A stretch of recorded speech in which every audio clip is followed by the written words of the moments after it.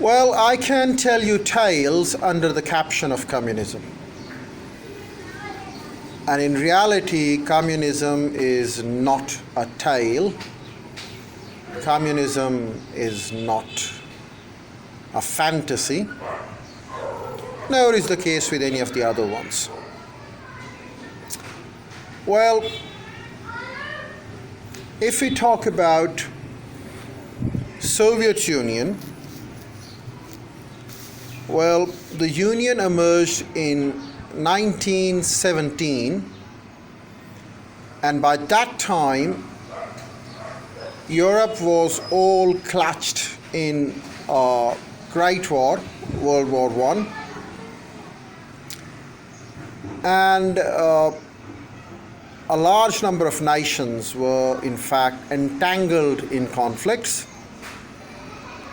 And the conflict that started with a murder of a prince, and it was a murder by non-state actors, or at least claimed to be by the non-state actors, and then the smaller nation taking a stance against a greater nation, a stronger nation.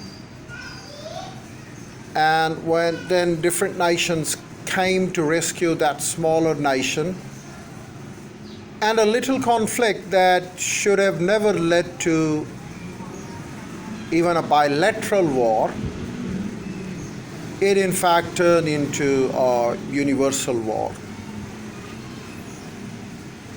The powers at that time in fact had chosen to deal some of their own issues in the name of a crisis that emerged in Europe, and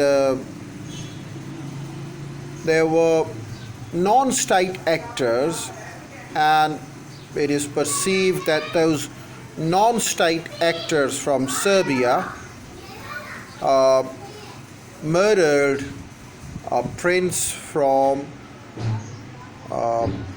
Austria-Hungary state.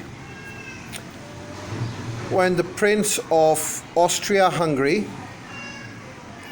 was on an excursion in an area of the country which was adjoining to the borders of Serbia, and at this excursion place, some of the non-state actors in fact attacked the Austro-Hungarian prince, murdered the prince and murdered his wife.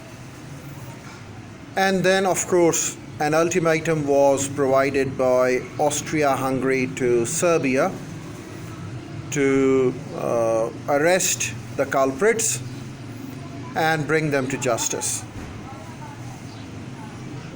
Well, Serbia was in no position to say any strong words to Austria-Hungary, and they would have followed the dictations made by the bigger nation. But what actually happened in the preceding days, in fact, the ultimatum was given for a month, but what happened in the preceding days, it didn't turn into a submission, but in fact it became a conflict that led into a global war.